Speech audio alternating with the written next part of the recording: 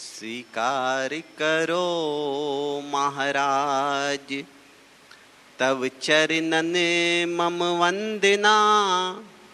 स्वीकार करो महाराज। सौभाग्यशाली गुरुमुख सज्जन मंडली, हम सभी प्रेमी गुरुमुख महापुरुषों के चरणों में बैठ करके इस सत्संग की गंगा में डुबकी लगाएं।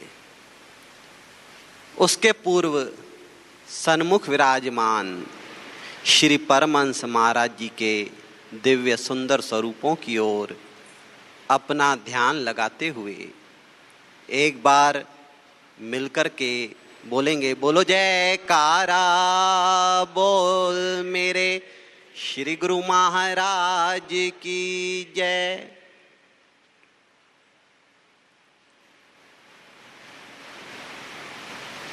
सज्जनों,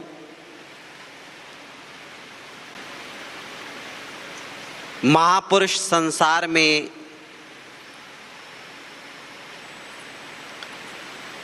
हमारी झोलियां भरने के लिए आते हैं, हमें कुछ देने आते हैं।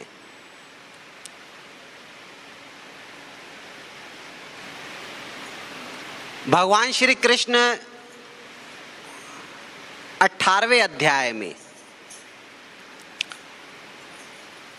अर्जुन से पूछते हैं कि अर्जुन, मैंने तुझे जो बताया तूने उसे ठीक ठीक समझा? मैंने तुझे जो दिया तूने वह कुछ लिया? थोड़ा आवाज कम कर, आवाज कम कर। भगवान कहते कि अर्जुन तू मेरा सखा है, सखा चेतसी। कि अर्जुन मैंने जो तुझे दिया है, मैंने जो तुझे बताया है, वह बड़ी अनमोल चीज है अर्जुन। भगवान कहते ये अमृत है, तूने इस अमृत का पान किया, अमृत को चखा। कितने हितैषी हैं आप बताओ, सोचो। देने के बाद, बताने के बाद फिर पूछ रहे हैं कि अर्जुन तूने जो सुना वो ठीक ठीक सुना? तूने समझा? अच्छा, आप ऐसे समझें, जब आपका बेटा समझदार होता है तो आपका अगर कारोबार है, जो भी धंधा है, वह जब सीखने आता है तो आप उसे सिखाते हो, फिर आप उससे पूछते हो ना कि बेटा तूने ठीक ठीक समझा?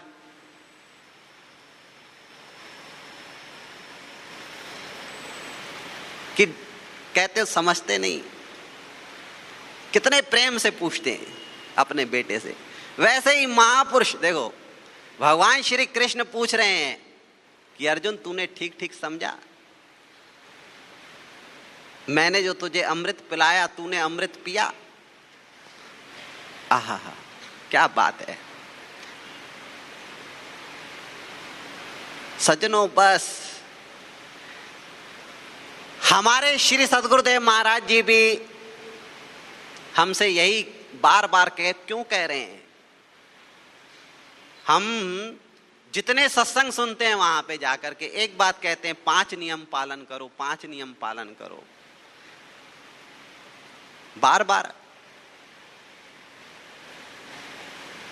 अच्छा, कहते हैं 1 घंटा भजन करो, 1 घंटा भजन करो। पर हम क्या करते हैं, 2-4 दिन करते हैं, फिर कहते कुछ होता तो नहीं है। अच्छा, मैं आपसे एक बात पूछूं, आप ब्रश दिन में कितनी बार करते हो? 1 बार कि 2 बार? 1 कि 2? एक, कुछ लोग तो 2 करते होंगे ना, कि नहीं? 2 टाइम वाले भी हैं कि नहीं? हाँ, 2 टाइम वाले भी हैं। अच्छा, मैं आपसे पूछूं, ये रोज रोज सुबह शाम जो ब्रश करते हो, या चलो एक बार करते हो, ये क्यों करते हो रोज रोज? क्या हो रहा है? आप जो ब्रश रोज कर रहे हो, रोज दांत वही है, हाँ? दांत तो वही है ना, फिर ये ब्रश रोज रोज क्यों कर रहे हो भाई? मुझे भी आज तक नहीं समझ में आया, पर अगर आप समझदार हैं तो मुझे भी समझ में आ गया। हमें पता है कि अगर दांतों को हम ब्रश नहीं करेंगे तो उसमें से बदबू आएगी, हाँ? सिर्फ एक दिन सिर्फ ब्रश मत करो, कोई सामने बात करोगे, कहोगे यार बदबू आ रही है तुम्हारे मुंह से, आज लगता है तुमने ब्रश नहीं किया ठीक से।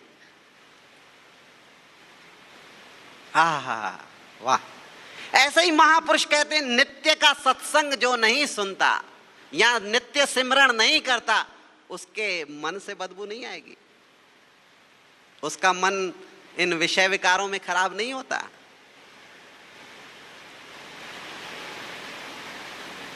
विचार करके देखिए। तो हमें महापुरुष क्यों कह रहे हैं कि नियम से करो, नियम करो। नियम में बड़ी ताकत है। पर हम 2-4 दिन करें और कहें कुछ नहीं होता। अच्छा, आप एक बात और समझें, जो कसरत करते हैं 4 दिन जिम में चले जाएं, ऐसे ऐसे उठाएं और यूं देखते रहें, कुछ हुआ तो नहीं, कुछ हुआ तो नहीं, क्या होगा? 4 दिन में हो जाता है? नहीं होता। जब हमें ये पता है, जब हम कोई चीज लगातार नियम से करते हैं, भगवान श्री कृष्ण भी अर्जुन से कहते हैं कि अर्जुन, तो अगर तू अभ्यास करेगा, करत करत अभ्यास से जड़मत होत सुजान, रसरी आवत जात है, सिल पर पड़त निशान।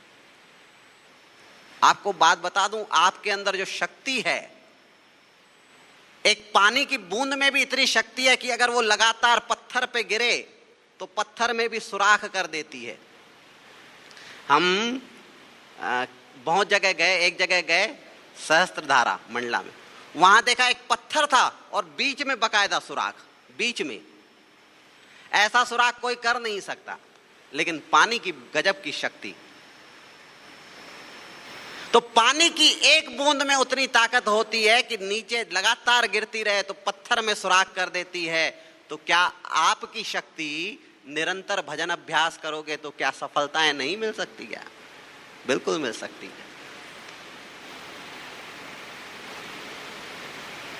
बस नियम होना चाहिए, निरंतरता होनी चाहिए। 2-4 दिन में करोगे तो कुछ नहीं होने वाला। आप कहोगे कि 2-4 दिन कर लिया हो गया, नियम से। जब ये नियम करोगे तो नियम में बड़ी शक्ति होती है।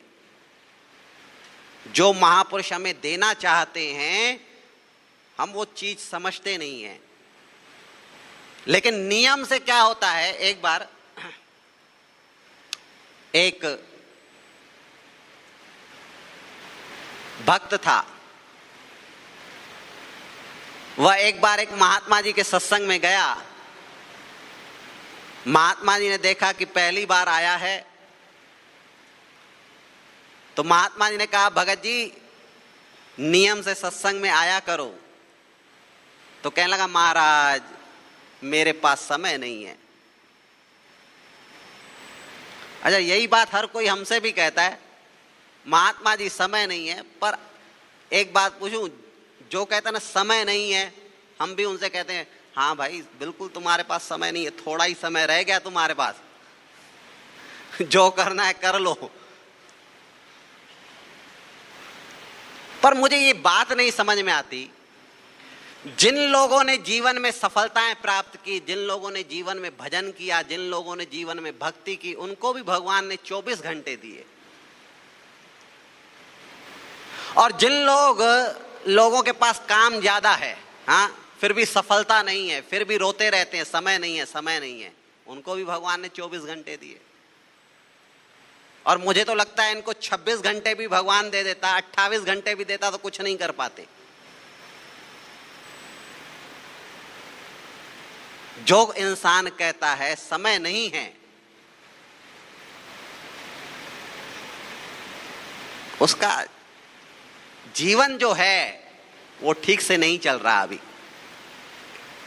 अव्यवस्थित जीवन है, इसलिए उसके जीवन में सफलता नहीं मिलती। आप एक बात याद रखना कि आप जीवन में कहीं असफल हो तो देख लेना कि कर क्या रहे हो। समय नहीं है कहते हो और सोते रहते हो 9 बजे तक, 10 बजे तक।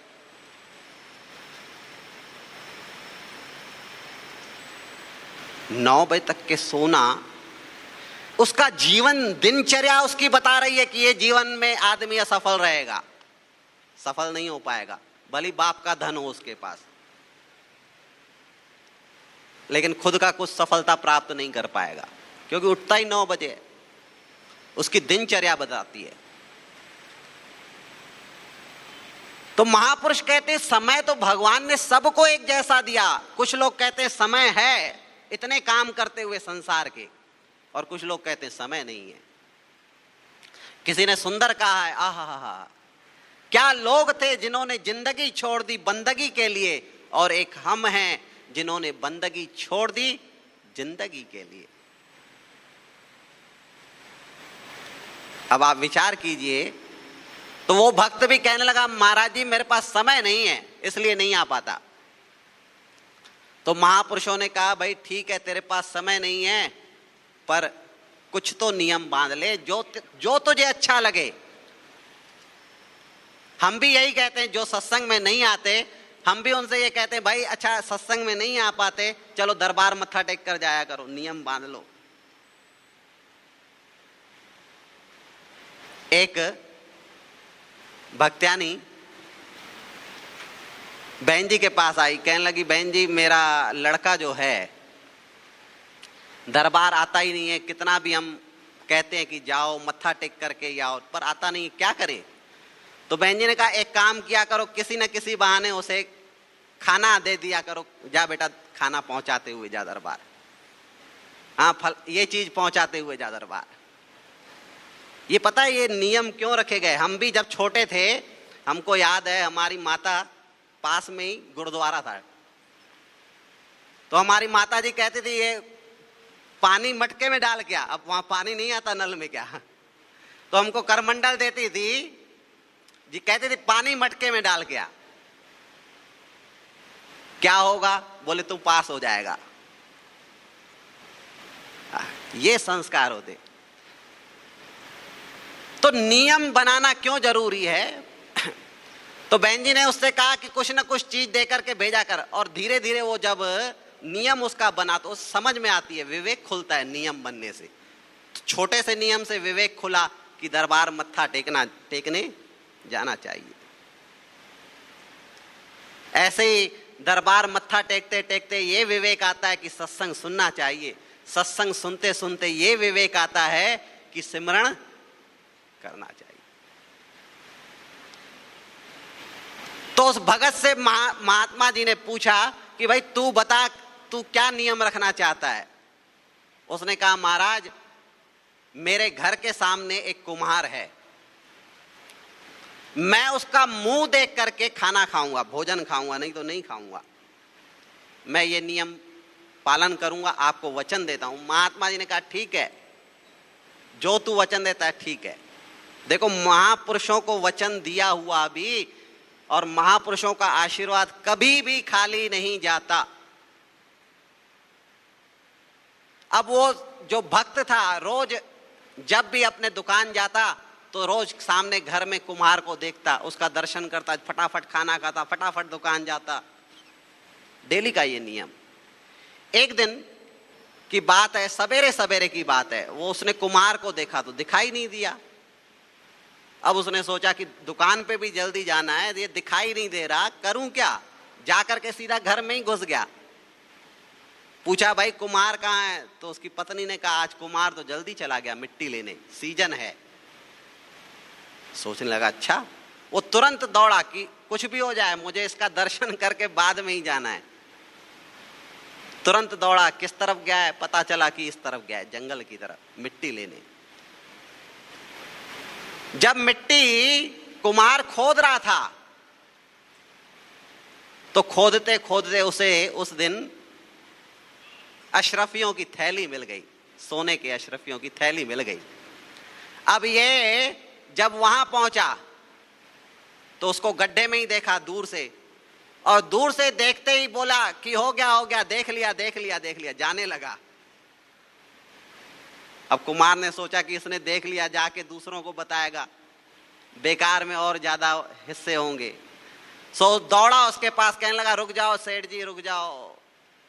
कहने लगा भाई हो गया, मैंने देख लिया, मैंने तो कहा देख लिया, अब क्या? कहने लगा भाई वही तो मैं आपसे कह रहा हूं, जो आपने देख लिया उसका आधा आधा कर लेंगे। उसने कहा भाई क्या आधा आधा करेंगे? उसने कहा जो आपने देखा कि मुझे एक स्वर्ण सोने की अशरफियों की थैली मिली है, बस उसका आधा आधा कर लेंगे, आप किसी को बताना मत। बस उसकी आंखों से उसी समय आंसू निकलने लगे कि आज एक छोटे से नियम ने मुझे क्या दिलवा दिया। मैंने सिर्फ महापुरुषों को यह वचन दिया था कि मैं ये नियम पालन करके दुकान पे जाऊंगा। तुरंत महापुरुषों के चरणों में गया और जाकर के दंडवत की, कहने लगा महाराज जी, महात्मा जी, आपको मैंने छोटा सा वचन दिया था, आपकी मैंने छोटी सी आज्ञा पालन की तो मुझे आज अशरफियां मिली। अब मैं सोचता हूं कि अगर मैं आपके आज्ञा पे चलकर बड़े वचन की पालना करूंगा, न जाने मुझे क्या मिल जाएगा।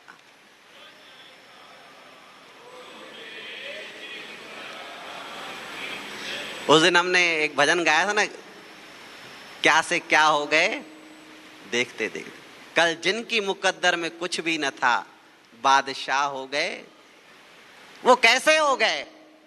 जब हम महापुरुषों की आज्ञा पे चलकर नियम मानते हैं तो इंसान बादशाह हो जाता है। आज एक सुंदर भजन बताता हूं।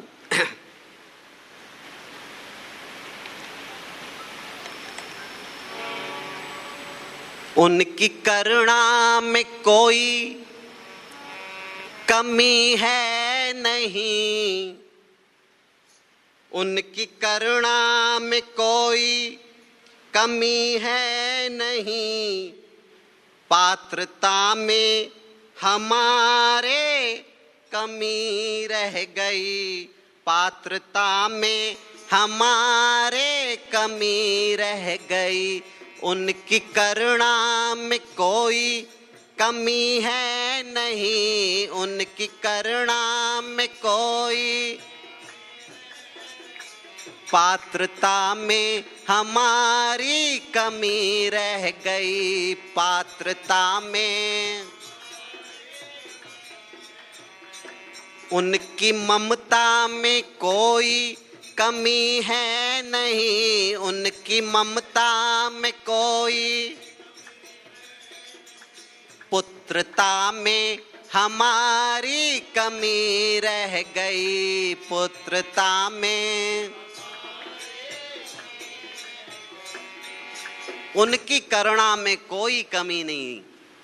वो तो करुणा करके सबको एक जैसा ही ध्यान और विधि सबको एक जैसा बतलाते। आहा, क्या बात है। उनकी करुणा में कोई कमी है नहीं, पात्रता में हमारी कमी रह गई। पात्रता समझते हैं आप? बर्तन। संत तुलसीदास जी ने एक दोहा लिखा, उन्होंने कहा कि कर्म करमंडल कर लिए, कर कहते हैं हाथ में, कर्म करमंडल कर लिए, तुलसी जहां लग जाए, सरिता सागर कुआं बूंद न अधिक समाए। संत तुलसीदास जी ने कहा कि इंसान अपने कर्मों का करमंडल लेकर के जहां जहां जाए, पर जैसे वो सरिता के पास चला जाए, नदी के पास जाए और कहे कि मुझे पानी चाहिए ज्यादा, तो नदी कहेगी पानी ले जाओ, लेकिन वो अपना करमंडल जैसे ही डालेगा, एक करमंडल से एक बूंद भी ज्यादा उसमें नहीं आएगा। फिर वो कहे पानी ज्यादा चाहिए, फिर चला जाए कुएं के पास, कुएं से कहे कि मुझे पानी चाहिए, कुआं कहेगा जितना पानी चाहिए ले जाओ। करमंडल फिर उसमें वही डाले, एक बूंद ज्यादा नहीं आने वाली। फिर वो सोचे कि ये तो छोटा है, अब चले जाए समुद्र के पास। समुद्र के पास जब गया, कहने लगा तुम तो बहुत बड़े हो, अपने नाम की लाज रखना, मुझे बहुत पानी चाहिए, मैं तुम्हारा नाम सुन करके आया हूं। समुद्र कहेगा जितना पानी चाहिए भाई ले जा। पर उसमें भी उसने वही अपना करमंडल डाला। अब आप बताओ क्या ज्यादा पानी आएगा? नहीं आने। अब वो समुद्र से कहने लगा कि हद हो गई, तुम्हें शर्म नहीं आती? तुमने दिया क्या? वही एक लोटा, एक करमंडल पानी। मैं तो तुम्हारे पास इतनी आशा लेकर के आया था, तुम्हारा नाम सुन करके आया था। अब आप बताओ कि किसकी गलती है, सरिता की, कुएं की, कि सागर की, कि व्यक्ति की? किसकी गलती? आपकी समझ किसकी? कुएं की, बेचारा छोटा था, उसको पानी नहीं दे पाया, है ना? हाँ, किसकी गलती? हाँ, जोर से बोलो, जोर से। हाँ, लेने वाले की गलती। बस ऐसे ही हम अपने कर्मों का करमंडल लेकर जहां जहां जाएंगे, उससे ज्यादा कुछ नहीं आने वाला। तो भाई क्या करें? महापुरुष कहते करमंडल छोड़ो अपना और क्या उठा लो? हाँ, बाल्टी। मैं तो कहता हूं बाल्टी भी क्यों उतारते हो यार, सीधा ड्रम भी नहीं, सीधा मोटर की कनेक्शन लगा लो। ये रोज रोज का झंझटी क्यों? अरे बड़ी सोच सोचो, सीधा मोटर लगाओ, टिल्लू पंप नहीं, 3 हॉर्स पावर वाला, फुल प्रेशर में आना चाहिए। वो कहते हैं ना, भजन गाते हैं, रोज रोज मांगने का झंझट ही छोड़ दो, जिसको जितना चाहिए मुंह से तो बोल दो। तो हम तो कहते बड़ी सोच और रखो, छोटी सोच मत रखो। जब बड़ी सोच बड़ी होगी तो अपने आप कुदरत देने वाली तो सोच ही तो पात्र है। अभी हमने जैसे पूछा तो किसी ने बाल्टी कही, किसी ने ड्रम कहा, अब तो किसी ने टुल्लू भी कह दिया। हम तो अच्छा देखो, ये हाउस पावर जोड़ने वाला जो है ना, ये क्या है? नाम है, ये मोटर है। हाँ, आपके पास अभी जो नाम नहीं जपते, वो उसने अभी समझो करमंडल पकड़ रखा है। हाँ, छोटा छोटा पात्र पकड़ रखा है उसने। हाँ, सत्संग में आते हो, ठीक है, चलो बाल्टी पकड़ रखी है या ड्रम पकड़ रखा है। ये छोटे छोटे पात्र, नाम जपो, ये डायरेक्ट परमात्मा से लिंकअप कर देता है, मोटर लग जाती है। तो भाई हमारे पास 3 हाउस पावर वाली मोटर है, हम कहते हैं सब मोटर लगाओ, झंझट छोड़ो।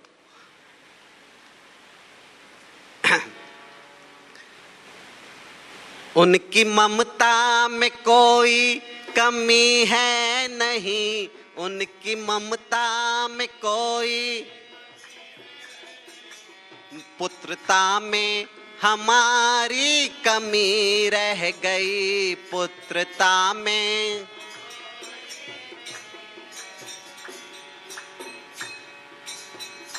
देव दुर्लभ दिया देह प्रभु ने हमें, देव दुर्लभ दिया देव दुर्लभ दिया देह प्रभु ने हमें, देव दुर्लभ दिया देह प्रभु ने हमें। जो है आगार सुख साधनों का मन, जो है आगार सुख साधनों का मन। उनकी समता में, उनकी समता में कोई कमी है नहीं, उनकी शुद्धता में हमारी कमी रह गई शुद्धता में,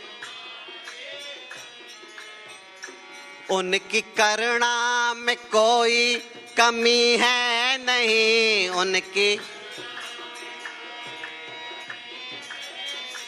पात्रता में हमारी कमी रह गई, पात्रता में।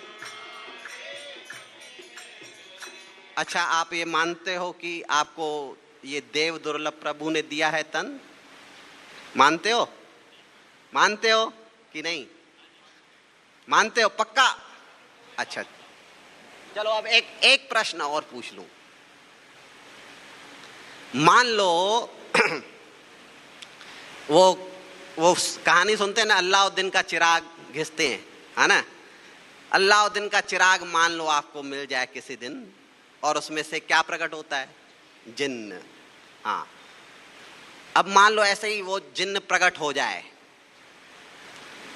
हाँ, और आपसे आकर कहे कि हुक्म मेरे आका, कितनी दिल खुश हो जाएगी। और आकर कहे कि आपको मैं एक वरदान दूंगा, सिर्फ एक, भाई चिराग तो है नहीं ना, एक कहेगा एक वरदान देता हूं कि आप जो चाहे, जैसी चाहे, आपको गाड़ी चाहिए वो ले लो आप, लेकिन एक ही बार मिलेगी जीवन में, दोबारा नहीं मिलेगी। हाँ, फिर आप कौन सी गाड़ी लोगे? छोटी सोच से मत बताना, 800। हाँ, अब बताओ कौन सी गाड़ी मांगोगे? हाँ, शिफ्ट? हद हो गई। अब आप बताओ। हाँ, होंडा सिटी कह रहे हैं, और एक्सयूवी, और हाँ, नाम का नहीं, गाड़ी मैं पूछ रहा हूं, गाड़ी सबसे अच्छी गाड़ी बताओ। जैकवार। हाँ, और कोई बताना चाहता है तो बता लो भाई। ऑडी? हाँ, ऑडी, वाह, बढ़िया बात, अच्छी सोच है। ऑडी कह लो, BMW कह लो, और उससे भी ऊंची आती है नेमोलेजियम। हाँ, यहां तो है ही नहीं। अच्छा चलो, अब मान लो जीवन में एक बार आपको वो गाड़ी दे दे, आपकी मन चाहिए। अब आप बताओ उसको चलाओगे कैसे? कितनी हिफाजत से चलाओगे? चलाओगे स्पीड में, गड्ढे में डालोगे, गड्ढे में, कि ब्रेकर में उचकाओगे? क्या करोगे आप? सोचो, सोच कर बताना, क्योंकि जीवन में सिर्फ एक बार गाड़ी मिलेगी आपको, चमचमाती गाड़ी, इतनी महंगी गाड़ी। क्या करोगे? एकदम धीरे चलाओगे। अगर आपके सामने आपका बेटा बैठा होगा तो आपको कहेगा पप्पा मुझे एक बार चलाने दो, कहेगा बस करके बैठ भाई, एक बार मिली है गाड़ी। और मान लो अगर कोई गलत हाथ में, मान लो पता है कोई गलत हाथ चलाने वाला है, उसे तो आप भूल कर भी नहीं दोगे। हो सकता है चाबी को भी टच करने मत दो उसे। हाँ, गलत हाथों में गाड़ी न चली जाए, उसकी चाबी को भी टच करने नहीं दोगे। बस ऐसे ही मैं कहता हूं, उस जिन ने, वो परमात्मा रूपी जो शक्ति है, उसने हमको ये एक बार मनुष्य तन रूपी मर्सिडीज कह लो या ऊंचे से ऊंची गाड़ी कह लो, ये दे दी है। अब आप विचार करके देखो, इसे आप गलत हाथों में जाने दोगे तो क्या होगा? क्या होगा? अगर ये गाड़ी, तन रूपी गाड़ी, गलत हाथों में चली गई, गलत संगत में चली गई, क्या होने वाला है? जैसे गाड़ी आपने गलत हाथ में दे दी ना, पता है आपको ये कैसे चलाएगा, और हो सकता है एक्सीडेंट करे। ये जो हमें दुख आते हैं, परेशानियां आती हैं, एक्सीडेंट ही तो हैं। और ये समझ जाओ आपने गलत हाथों में दे रखी है गाड़ी अपनी। आप कहते हो कि गाड़ी तो मिल जाए, इसलिए तो कहते देव दुर्लभ प्रभु ने ये तन दिया। देने वाले ने तो दिया, पर पात्रता में हमारी कमी रह गई। इतनी बढ़िया गाड़ी मिली थी, पर हमने गलत हाथों में दे दी, इसके कारण ही गड़बड़ हो रहा है। तो सज्जनों, ये भूल कर भी अपने जीवन को गलत हाथों में मत जाने देना। इतना विवेक पास रख लो कि गलत हाथों में चला गया जीवन, फिर उसके बाद ये ठीक होने वाला नहीं। और अगर यह सही हाथों में चला गया जीवन, तो आपका बेड़ा पार है। तो आप बताओ कि श्री सद्गुरुदेव महाराज जी इतना उपकार कर रहे हैं, इतनी भक्ति, इतना प्रेम, इतना नाम का सिमरण करवा रहे हैं, कितना उपकार है, तो हम अपना हाथ उनको सौंप दें, हम अपने जीवन का हाथ उनको सौंप दें, अपना जीवन उनको दे दें, तो हमारा जीवन क्या से क्या हो जाएगा। तो ये बात ध्यान रखनी चाहिए। नित्य दिवस ही आके मिलते हैं प्रभु, नित्य दिवस ही आके मिलते हैं प्रभु, फिर भी उनको हमने निहारा नहीं, फिर भी उनको हमने। रवि के उगने में कोई कमी है नहीं, रवि कहते हैं सूरज को, रवि के उगने में कोई, हाँ तेरे आने में भी कोई कमी नहीं है, तू बैठा है, कमी है नहीं, नेत्रता में हमारी कमी रह गई, नेत्रता में, नेत्रता में हमारी कमी रह गई, नेत्रता में। उनकी करुणा में कोई कमी है नहीं, उनकी पात्रता में हमारी कमी रह गई, पात्रता में। और अंत में दोष देता उन्हें दुर्योधन भी था, दोष देता उन्हें दुर्योधन, छोड़ पाया नहीं वो दोषों को, छोड़ पाया नहीं दोष दुर्वासना। उनकी क्षमता में कोई कमी है नहीं, उनकी क्षमता में कोई, सौम्यता में हमारी कमी रह गई, सौम्यता में हमारी। उनकी करुणा में कोई कमी है नहीं, उनकी करुणा में कोई, पात्रता में हमारी कमी रह गई, पात्रता में हमारी, ओ पात्रता में हमारी कमी रह गई, पात्रता में।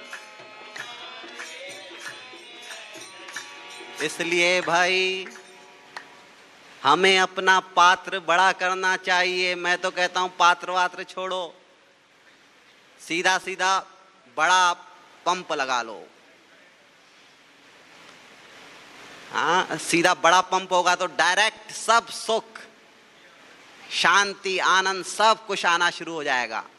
और वो मोटर जो है, हाँ हाँ हाँ हाँ, हम तो कहते हैं बन जाओ। हाँ, हम कह रहे हैं कि ये जो पावर हाउस है ना, ये है नाम का सिमरण। आप नाम जपो, फिर देखना आप अपने जीवन में किस चीज की कमी रह जाती है आप फिर बताना। पर आप भाई नित्य नेम से जपो, ऐसा नहीं कि 4 दिन के बाद आकर कहो महात्मा जी कुछ होता नहीं है, तो मैं फिर पूछूंगा ब्रश कितने टाइम करते हो। हाँ, हम ये पूछने वाले हैं फिर। तो इसलिए अपना नियम बनाओ, नियम बनाओ नाम जपने का, और अपने मन को समझाओ कुछ भी हो जाए मुझे नाम जपना है। महापुरुषों ने इतनी अनमोल चीज दी है, उसे नाम से पूरा पूरा फायदा उठाओ और अपने जीवन को सुखमय बना लो। बोलो जयकारा। श्री गुरु महाराज की जय। बोलो श्री परमहंस अवतार की जय।